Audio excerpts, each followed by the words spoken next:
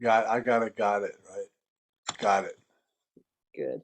All right, well, welcome everybody. And if you're not speaking, we'll ask you to clip off your microphones just to make sure that the speaker is uh, being able to be heard well.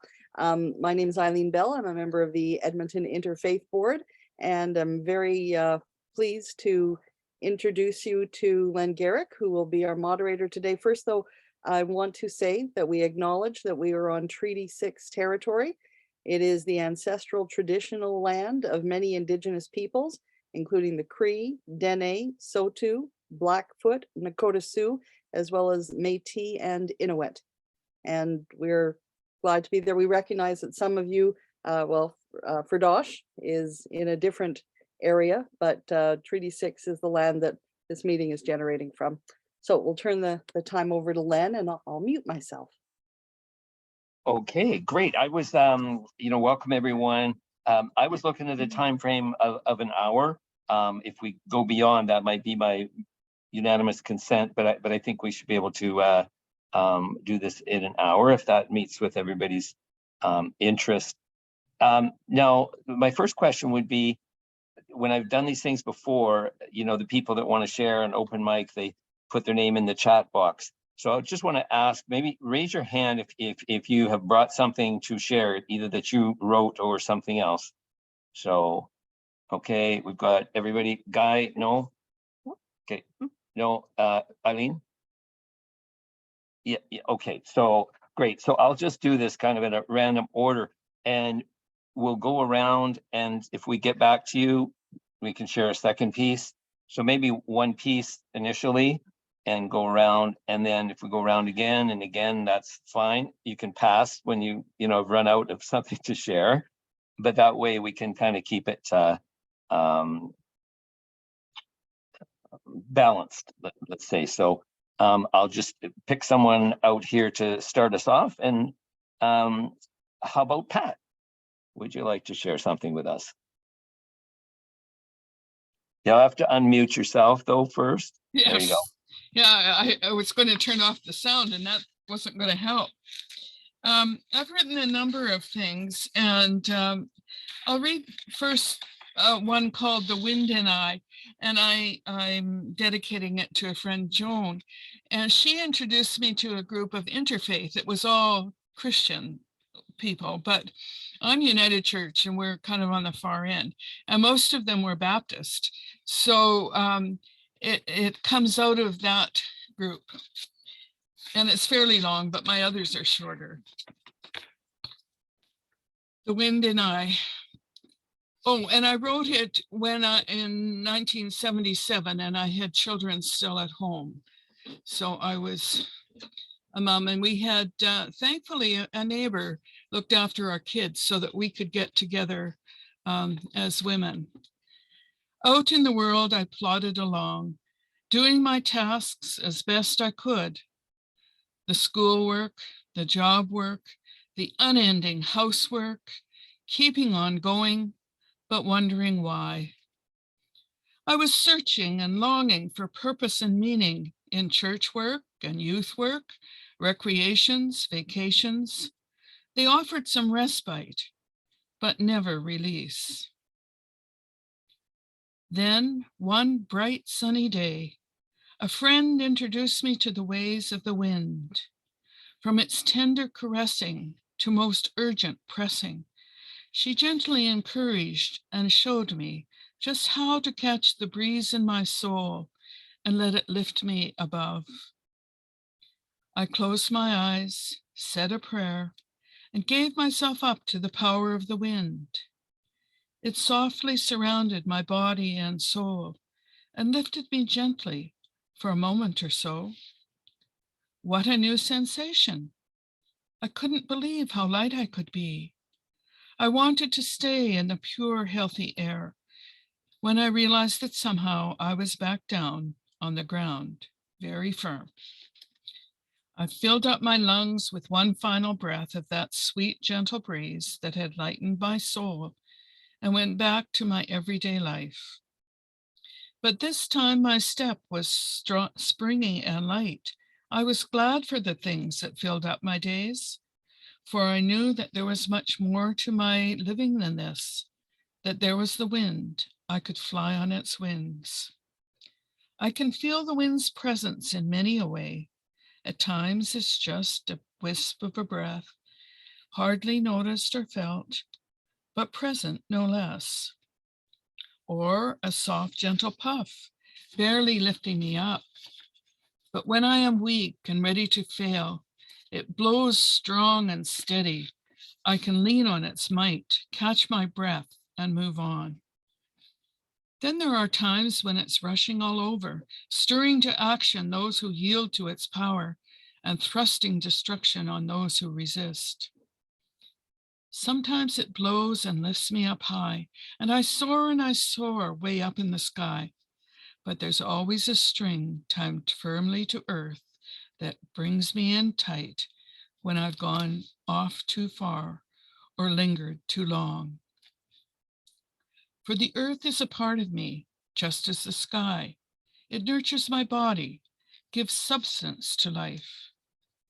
But the wind, it has freed me to climb where it will, to see brand new sights, to dream brand new dreams. It brings me fresh hope, joy, and peace every day. Away go my loads, and I'm filled with new power. How I wish I were one who could always float free of the things that try to smother me here. They close in so tight that I hardly can breathe, and I'm just about ready to give up and die.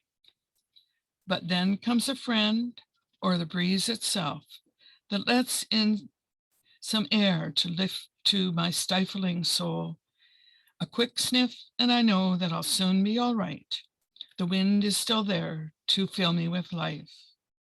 Again, I will feel it moving around me, and soon I'll be off on my own once again.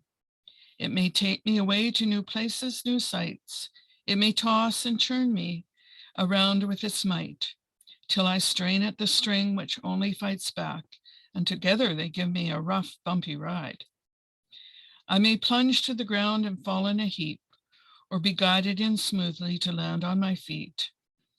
There may come a day when I break all my ties and fly away free for the rest of all time. Whatever may come in the rest of my life, the wind will be there for me to be free. The wind will blow, and I will trust it. Together we'll go wherever it blows. The wind and I, together we'll be forever. Wow, written by a woman who is a pilot. That was gorgeous. Well, you know, I wrote it long before I became a pilot. Really? Yes, Wow, it's wow. amazing. I must have been dreaming of it. Yeah. It was 10 years later. Beautiful. I'm sure that all of our experiences in the future will be altered and changed by your poem and that your perceptions of the wind. Thank you so much. Thank you. Well, we'll hear some more later in the round, I'm sure. Thank you so much, Pat. David, did you have something to bring that you wrote, or someone that you share from someone else? You need to unmute there. Something I wrote. Am I sufficiently unmuted? You are. All We right. can hear you loud and clear. All right, Len, I already want to bust the rules. The rules are one poem, right?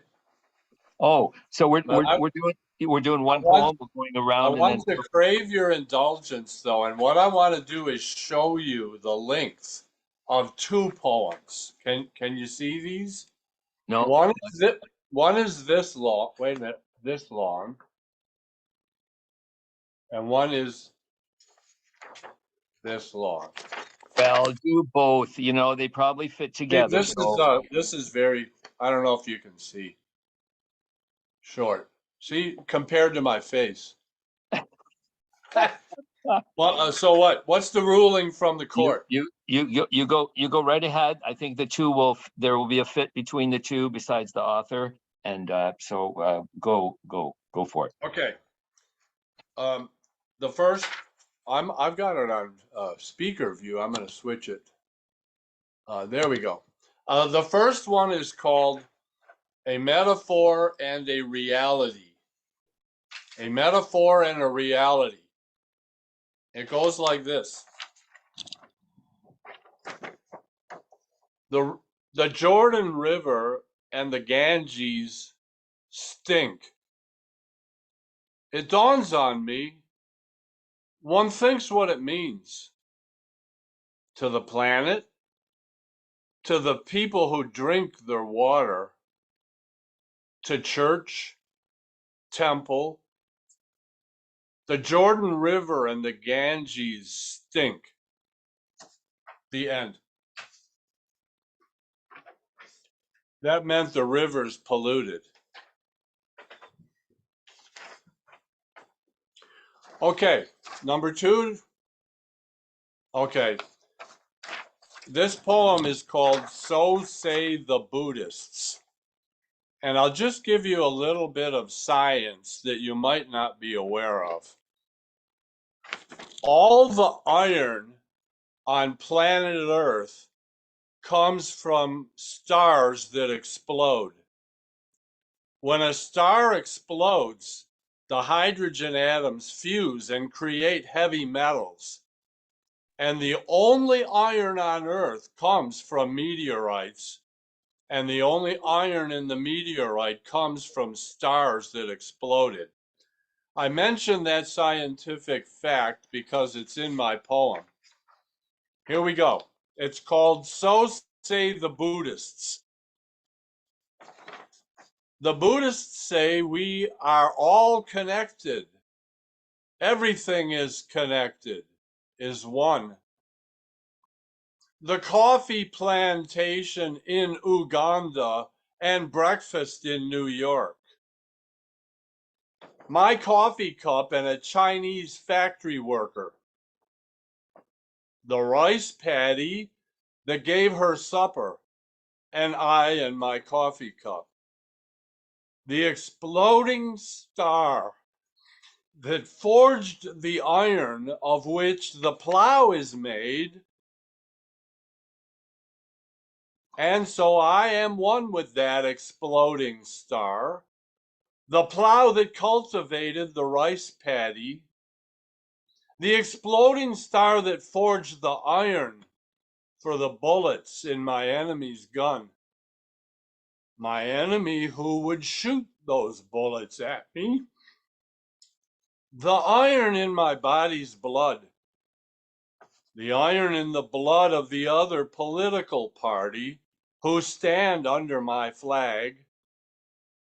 We are all connected, are all one.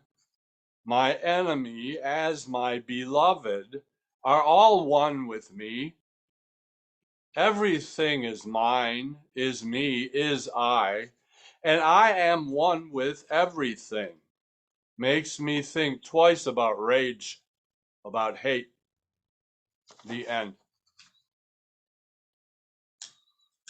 Wonderful.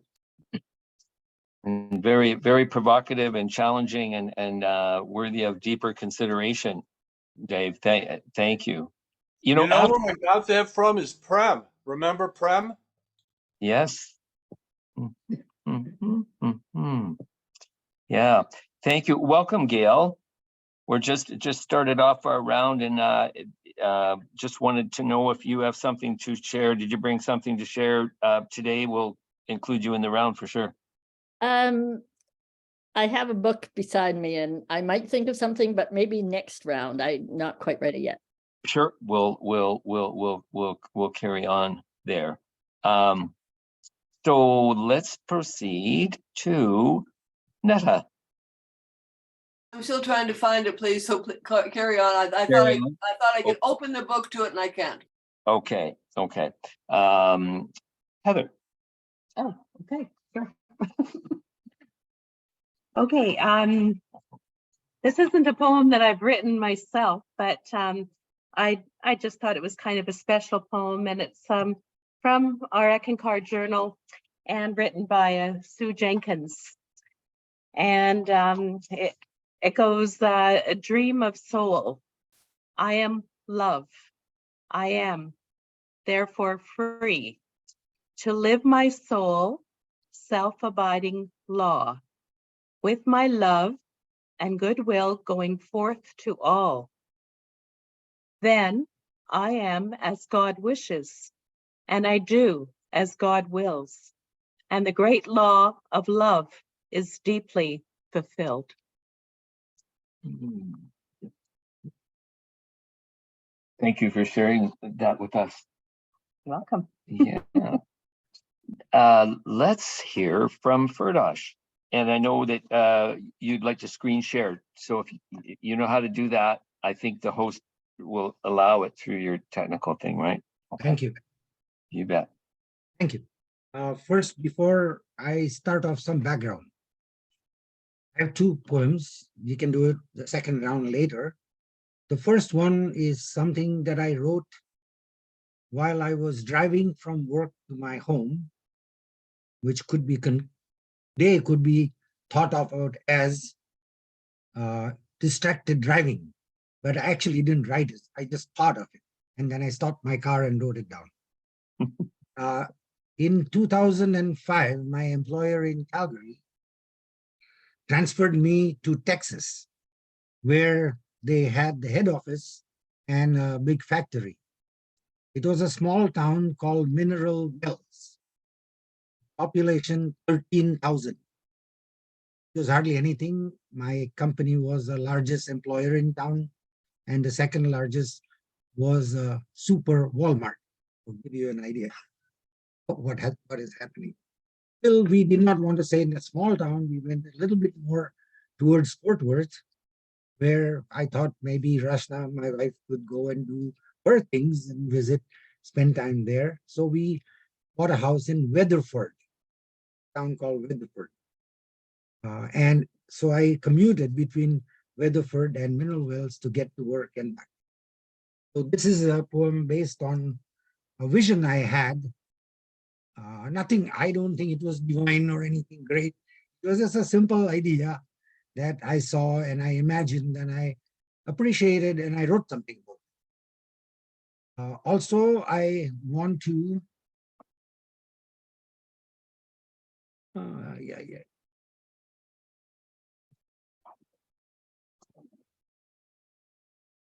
I thought, yeah, here it is. Okay.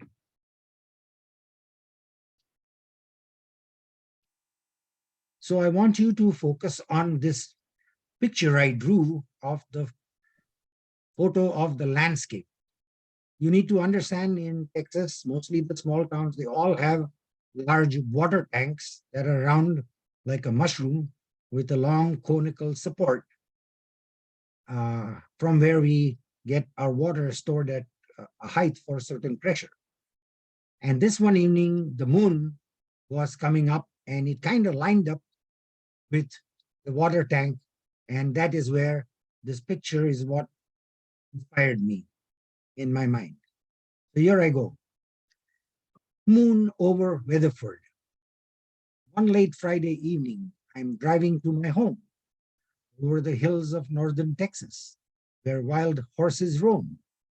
The full moon is rising over the eastern horizon in full glow and splendor over the grazing bison. The twilight landscape is purple and pink, hiding under the lunar watch as I wonder and think. I am fixated to the deep orange hue of the moon as I lumber for home to see my loved ones soon. At times it is moving, at times it is steady, standing behind the water tank, straight ahead and ready. I see an awesome sight that is so worthy to behold, the silhouette of the tank, a slender angel with an aura of gold. Moved to say a prayer for all I'm thankful for. I wonder with so much beauty around us, what are we fighting for? Absorbing the tranquil moments in the deep corners of my mind, I bow in reverence for peace on earth and goodwill to mankind. Thank you.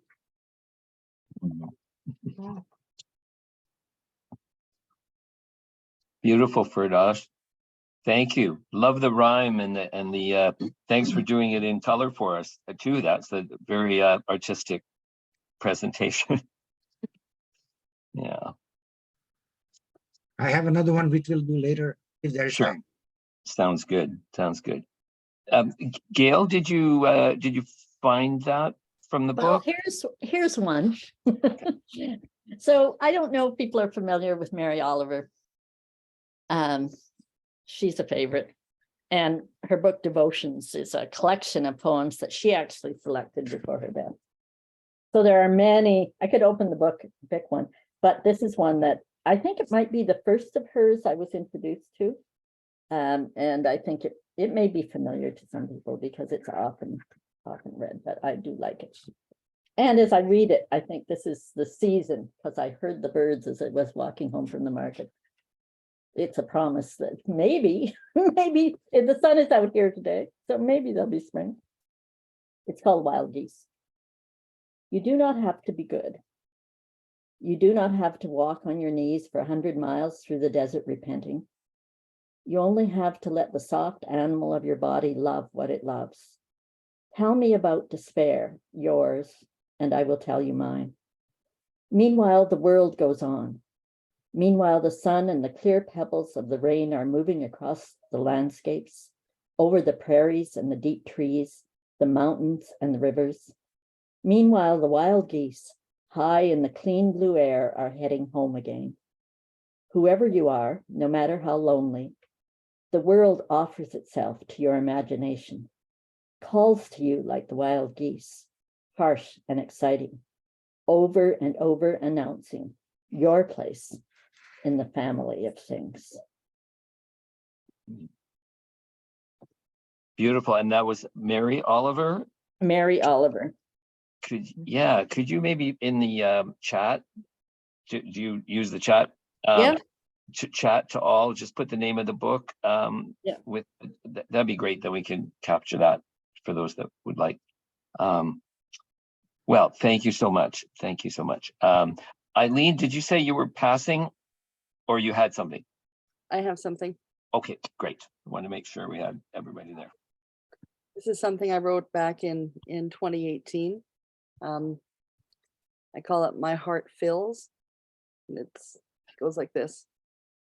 Despite my faults, I know God loves me. His song fills my heart, and I'm not alone. His power renews me as he shows his daughter his love. Knowing he sees me lets me know I have purpose. While my cup is different than anyone else's, it comes from him and fills my needs. When we commune in prayer, his presence is always near. Yes. Thank you. We got quite a beautiful variety of poems thus far as we continue. Netta, did you have something at this point? Yeah, well, I didn't find the one I was looking for, which almost always happens. But I have a book of poetry by Michael Crummey, who's a Newfoundlander, mainly known as a novelist, but he also writes poetry. And this one just caught my eye quite a few years ago now, but more than 2/3 into my life. I discovered my great-grandfather's grave over in Mount Pleasant Cemetery by Southgate, and I did not know that he died in Canada at all. And I found his little gravestone, Andreas Schulstad, 1850 to 1903. So he lived 53 years. It's in the old part of the cemetery that is not mapped at all. But I was taking a cemetery tour that the city runs because I love cemeteries. And my great-grandfather's grave was on the tour, not because he was famous, but because of the gravestone, which was remarkable.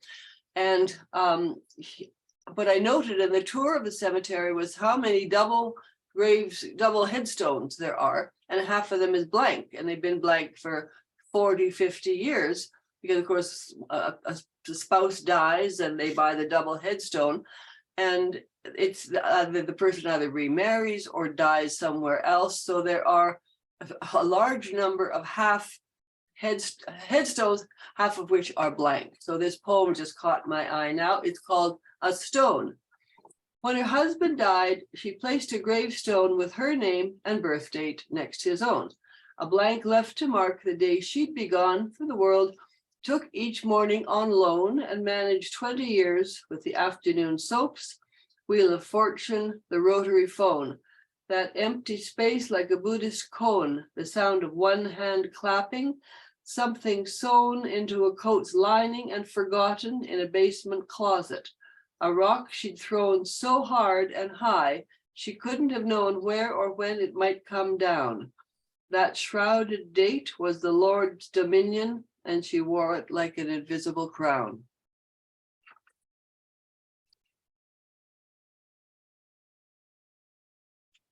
Wow. Lots there. That's Beautiful. very rich. Thank you. Guy, did you, I recall, did you pass for the whole session, or are you did you have something to share? I did, but I've been inspired by what I've heard to find something that I'd like to share. Yes. So that means you're going to hunt for the next round? No, I'm ready Oh. now. Okay. Okay, this is actually a prayer that's been offered to us in the Baha'i community, and it's I think it's fairly straightforward, and everybody will understand without any background. Create in me a pure heart, O my God, and renew a tranquil conscience within me, O my hope. Through the spirit of power, confirm thou me in thy cause, O my best beloved, and by the light of thy glory, reveal unto me thy path, for thou who art the goal of my desire. Through the power of thy transcendent might, lift me up unto the heaven of thy holiness, O source of my being. And by the breezes of thine eternity, gladden me, for thou who art my God. Let thine everlasting melodies breathe tranquility on me, O my companion, and let the riches of thine ancient countenance deliver me from all except thee, O my master. Let the tidings of the revelation of thine incorruptible essence bring me joy, for thou who art the most manifest of the manifest and the most hidden of the hidden. Beautiful. It's interesting how one religious tradition will have a phrase that will inspire another similar beginning wording. Anyway, I've noticed that for myself as well. As musical people, one musician or composer inspires another. So I think that's the beauty of poetry, to inspire. Firdaus, you've got your hand up, and I'm not sure, was it a comment or? Okay, oh no, it's my computer. Okay, I'm gonna share one, and then we'll go with this second round here. Yeah, I'm okay. You can go ahead with the second round. Okay, thanks. It was my computer and my little thing. So, so this one is relates to the spiritual journey and the adventure to the unknown inner worlds. The invisible sword, made of fabric and thread so fine as to be invisible, so strong as to be unbreakable. The jeweled hilt, made of diamonds, lets the light of God fracture into rainbow prisms, guiding, guarding, and protecting me as I chant the holy hue. So moving on to the second round, we'll do the same order, and then, pass if you need to, but let's get back to Pat. You'll need to unmute there, Pat. Yeah. Okay. Okay. This was written in 1982, so again, it's a little bit old. I'm going to read about Easter. Then comes Easter. Death to a person, not just to a person. Death to justice for all, to freedom of action, to devotion to God, to courage, fidelity, sensitivity, compassion. Death to truth, to faith, to hope, to love. Death to God. And then comes Easter. The person lives. God lives. Death has been conquered. Love the victor. Life is ours to live in joy, in peace, in love.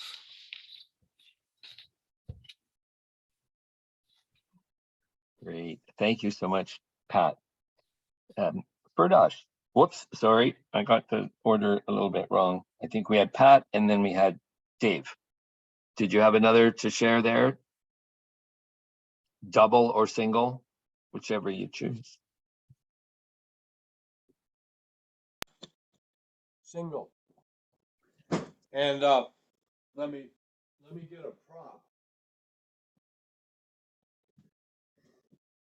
This is Sarasvati, and I mention her in my poem, a Hindu goddess of music, art, and language,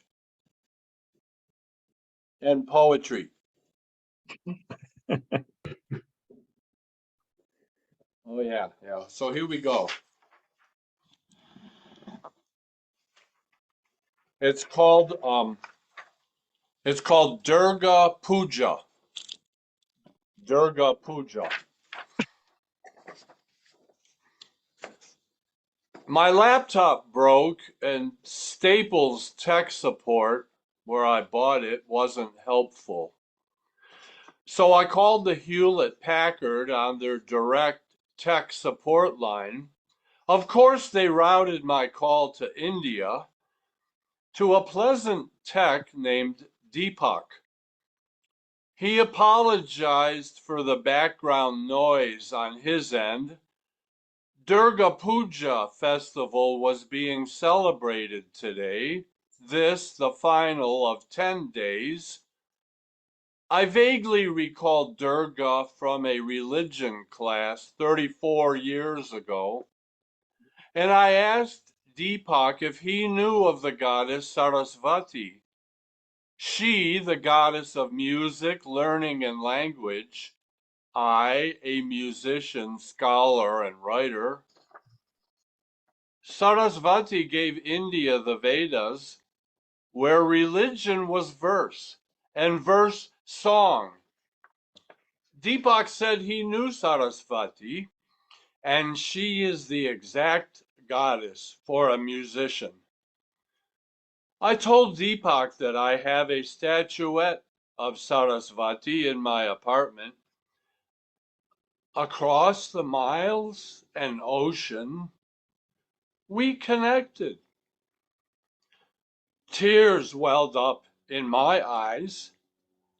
In his eyes, Sarasvati is alive, and he spoke, and as he spoke, my statuette seemed to shine in unearthly colors, and a mystifying luminescence lit just my statuette, only my eyes could see. Mother India, home of our Western languages, cradle of civilization unearthed at Mohenjo-Daro and Harappa, Durga, the mother who birthed all of creation, mother to Sarasvati, not just a footnote in a religion class, alive and real to him. Jesus is, to me, his Durga Puja, not unlike my Christmas. He completed my service order, and I wished him well during the remainder of the Durga Puja festival. Deepak said that he is sadly homebound due to COVID-19 and couldn't celebrate with his family. And I don't know if I can go without a computer for a week or so. I looked at my statuette of Sarasvati, and the unearthly colors were gone.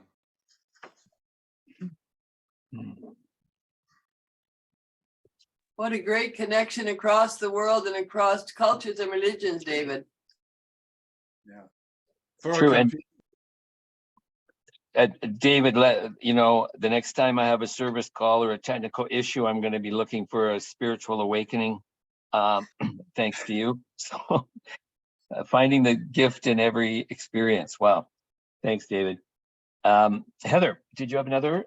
Oh, yeah, Yes. yeah. Okay, this again is out of an Eckankar journal and written by Sheila Bontrager. And what kind of drew me to this poem was we live close to a ravine where we do a lot of walks through nature, through a forest and whatnot. And I'm really looking forward to getting out there today and doing a walk. Glenn's already done it, but I'm a little later to do mine. Anyways, this one is called Playing in the Sound and Light. Hoof and paw prints on the snow. Who was there? I do not know. Looks like it was a busy night. Creatures playing in the sound and light. Looking for food and a spot to rest. Imagining their presence. I feel so blessed. Beautiful. The spirituality in nature. I'm sure we can all connect with that aspect. Firdosh, I believe you have something else to share with us. Sure, I can. Eileen, did you have something? No, okay. So I'll share this. But before I put this poem on for everyone to see and hear me out, I just feel that it's important to explain what is the philosophy behind it and what it means to me. My faith is Zoroastrian, that is mostly known in the West. For us, Zoroaster's original Persian name, ancient Persian name, is Zarathustra. Many of you know Zarathustra in many ways, by the music of Richard Strauss, by the movie 2001 Odyssey, by the book that was written by Nietzsche, and a whole bunch of other ways. But for me, Zarathustra is my, like a prophet who brought the divine message of Ahura Mazda. That is the name of my God. Ahura means Lord of, or Lord, and Mazda means wisdom. So for my religion is based on worship of wisdom. Okay. Now, part of this is so much close to the ancient Hindu faith because we were all part of one area and group before there were separations that took place. And a lot of what was mentioned by Reverend Dave is kind of understood by us. The ancient Persian deity, similar to Saraswati, was Haravati, where the Persians could not make the sound sa. They made everything into a ha from the sa. So Haravati, and she is the same deity of knowledge, and becomes very important to Zarathustra's message of Mazda, or wisdom, is because you first have to acquire the knowledge so that you can apply it and be wise and become one with Ahura Mazda. The other part of my faith and belief system, which is sort of a little different from most way of understanding, is that we are not duotheists. We don't have two gods, but we have a dual understanding of life. And that we believe that there is good and evil, which of course everybody knows. But for us, the important aspect is no form of evil. These death, suffering, unhappiness, etc., can come from Ahura Mazda. That comes from the opposite force of Ahura Mazda manifested in Ahriman, which is the entity that is supposed to give you all kinds of bad things, including suffering, pain, sorrow, etc., etc. So I use these words in my poem, so I'm explaining to you ahead of time so you understand what I'm saying. And in the end, I will explain the concept of Frasho Kereti, which is essentially pretty close to age of Aquarius in other understand. That means for us, in the end of time, all evil will be eradicated and only the goodness through the mind will exist. And at that time, there will be resurrection of those who have passed away, and we will all be one with the God of wisdom at that time. And so my poem is written as an inspiration of support for me in my life when I went through some difficult times. This was in Edmonton, and finally, after 2 years of pain and this and that, losing a lot of blood, losing a lot of weight, and my doctor told me, Mr. Mehta, if you keep bleeding like this, you'll be a dead man in 6 months. And I said, okay, so what do I do? The medication that I had to take to stop the bleeding was even worse in other ways. It destroyed my bone density. I ended up in a wheelchair. Netta, you probably know all about this at that time. This was 1994, 95, 96. And finally, I agreed to having my colon removed so I would not have any kind of colon disease.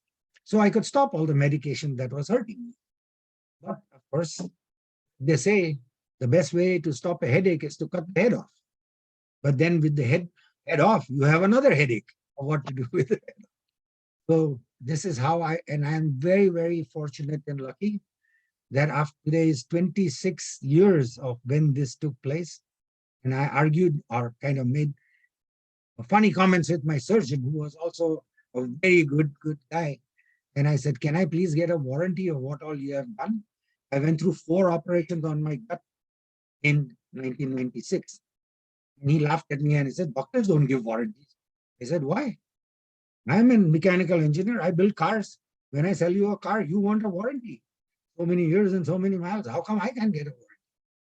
So he laughed and he said, okay, what do you want? I said, I would like a warranty of 5 years and 5,000 flushes.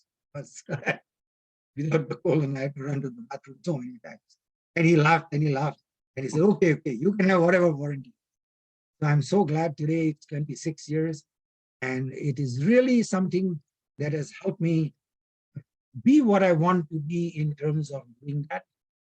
Another thing my operation was supposed to be for 5.5, 6 hours. That is what the doctor said. It took 9.5 hours to operate, and it took 11.5 hours for me to come out of the operating theater. More than me, my wife was pacing up and down because I was flat on a stretcher.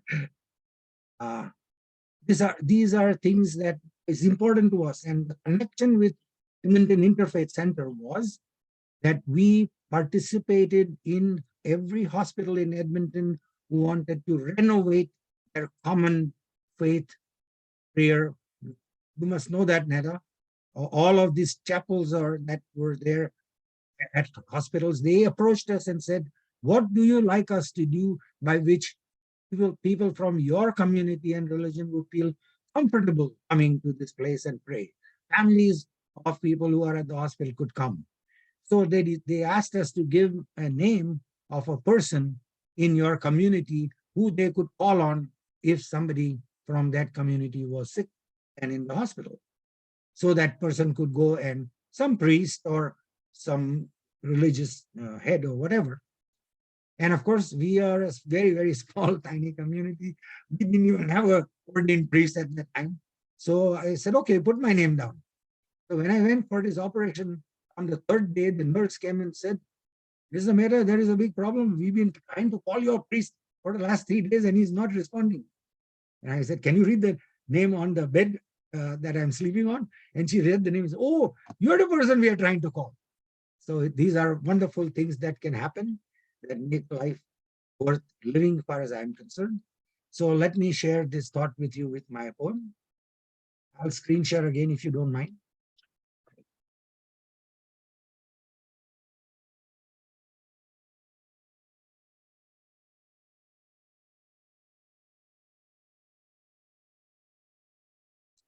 There we go. Okay.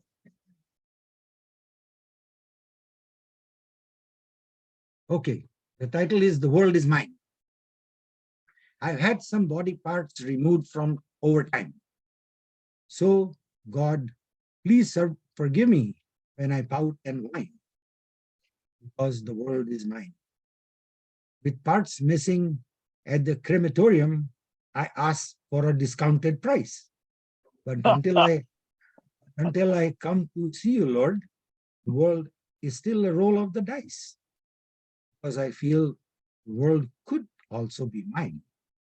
When I go to hospitals, clinics, test facilities, and such, I can see that for me to be thankful for is so much.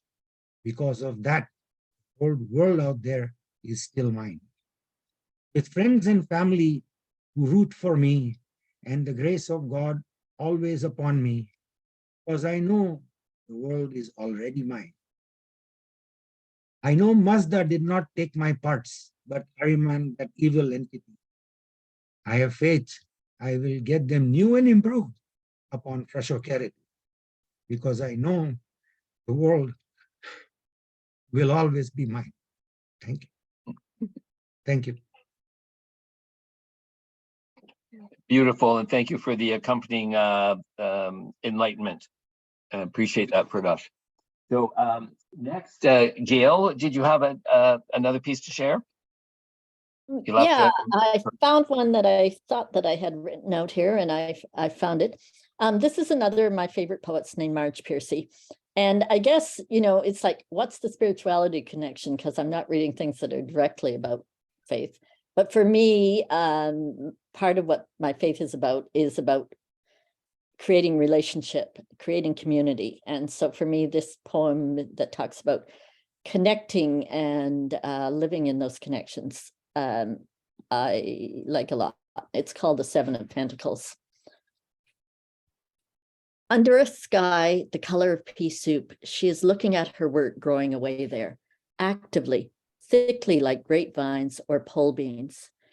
As things grow in the real world slowly enough, if you tend them properly, if you mulch, if you water, if you provide birds that eat insects a home and winter food, if the sun shines and you pick off caterpillars, if the praying mantis comes and the ladybugs and the bees, then the plants flourish, but at their own internal clock.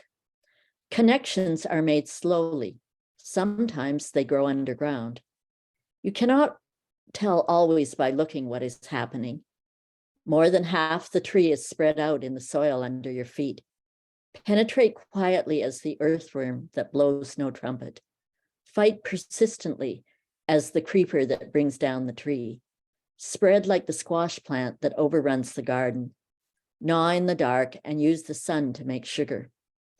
Weave real connections, create real nodes, build real houses. Live a life you can endure. Make love that is loving.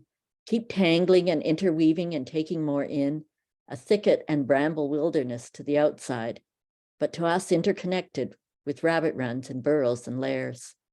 Live as if you liked yourself and it may happen. Reach out, keep reaching out, keep bringing in. This is how we are going to live for a long time. Not always, for every gardener knows that after the digging, after the planting, after the long season of tending and growth, the harvest comes. So I should have said that those relationships, those right relationships we try to build are for me in the name of building towards justice, towards our vision of what we call the kingdom. And so that's why this poem speaks to me. Thank you. I have something, and I'm afraid I'm not following the theme. I don't seem to be moved by poetry that is overtly spiritual, but I also believe that everything is spiritual. And I recently saw a play at the Varscona Theater by a local playwright, Connie Massing, called Fresh Hell. And it is it's a fabulous two-woman play where Dorothy Parker, I hope you all know who she is, wakes up with a terrible hangover, and she's in 15th century France on a battlefield with Joan of Arc. And it's it's brilliant and clever and witty and touching. And the pathos of it, of course, is that Dorothy knows that Joan is about to be burnt at the stake in a few days, but Joan does not know that. So I love Dorothy Parker. I love her. I love her. She's one of my favorite writers, and she wrote a book called The Red Dress. So I'm going to read that. I always said, if I were grown and free, I'd have a gown of reddest red, as fine as you could see, to wear out walking sleek and slow upon a summer day. And there'd be one to see me so and flip the world away. And he would be a gallant one with stars behind his eyes and hair like metal in the sun and lips too warm for lies. I always saw us gay and good, high honored in the town. Now I am grown to womanhood. I have the silly gown. Thank you. Thanks, Netta. And as our invitation read, or whatever represents your path to spirituality, and you said you can find spirituality in everything, and certainly the case there. So in our round there, Eileen, did you have a second piece? No. Okay. Guy? No. So I think that with what was brought today, I've just want to thank everybody that's been very enriched. Now, I see Ferdish's hand there, just a moment. I want to thank everybody for coming. We want to make a couple of announcements about upcoming events. I know that Eileen did. Ferdish, did you have a final piece? Yes, I have a very short one that Sure. to end this session with a happy note. Which poem I wrote about it. If you don't mind, I'll share it. Sure. Excuse me.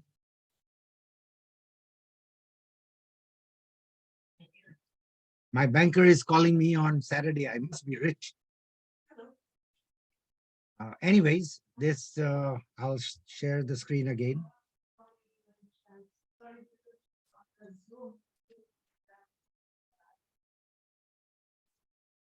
The poem is called Have a Happy Day.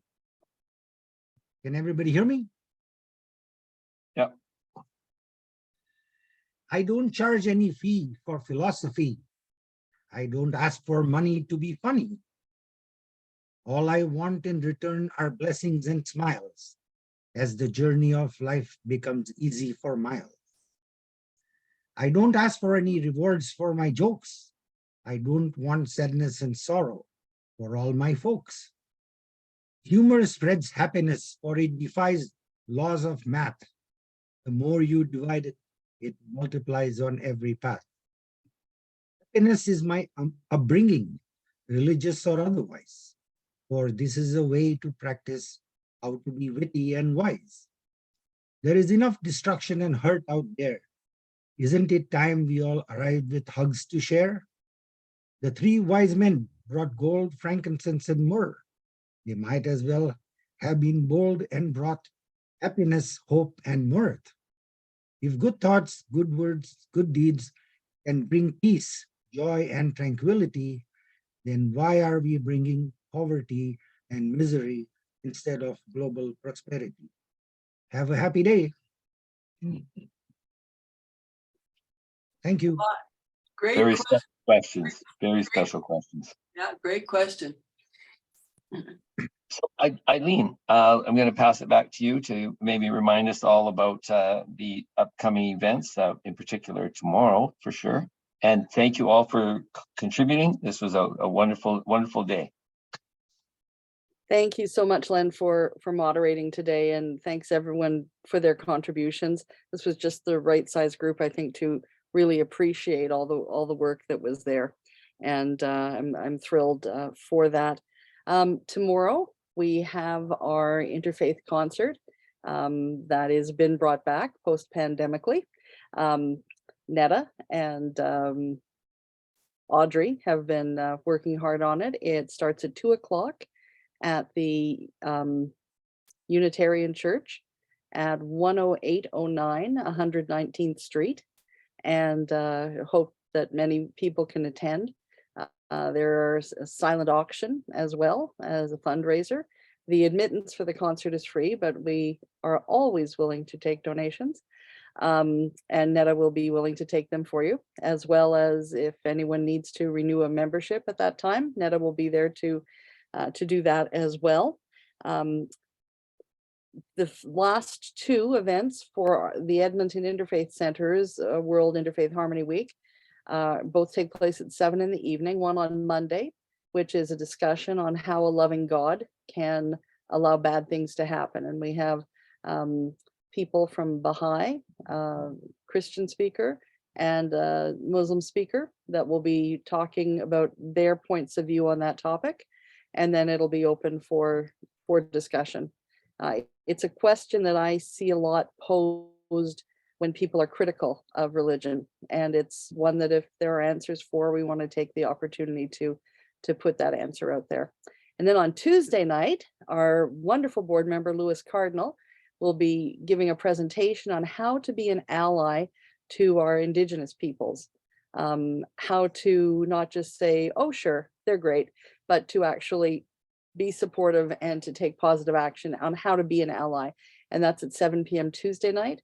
If you go to the website interfaithyeg.org, and there's a link to that through the Edmonton Interfaith website as well. You can get the Zoom link for that, or go to our Facebook page, and the Zoom links are going to be available with each of those posts as well. So we hope to see you That's a out. Zoom meeting, not a that's a Zoom meeting, not face to face at the center. And yeah, they're both Zoom meetings. Yeah. So that's Any Monday. chance I could ask someone to send me the link for that Lewis Cardinal meeting? Sure, David, I go into the office in about an hour. I'll send them all again. I sure appreciate it, yeah. Of course. Okay, and Firdaus, you had a question? Yes, Eileen, I had sent a notice or announcement of my presentation on 12th of February through our North American Priest Council, that I'm making a presentation on the philosophy of Zarathustra, which is part of the celebration of the UNESCO World Philosophy Day. Yeah. Okay. Netta, I think you got that information. I did. I believe I sent it once as sort of a save the date, and I will be sending it again. It's in the Okay, queue. so if any of you would like to participate in that, you're most welcome. Excellent. Now I'm going to tell our viewing audience that are watching this over the video, goodbye, but I'm going to ask everyone else to hang on just for a minute so I can ask you a question. All right, we're going to end the recording now.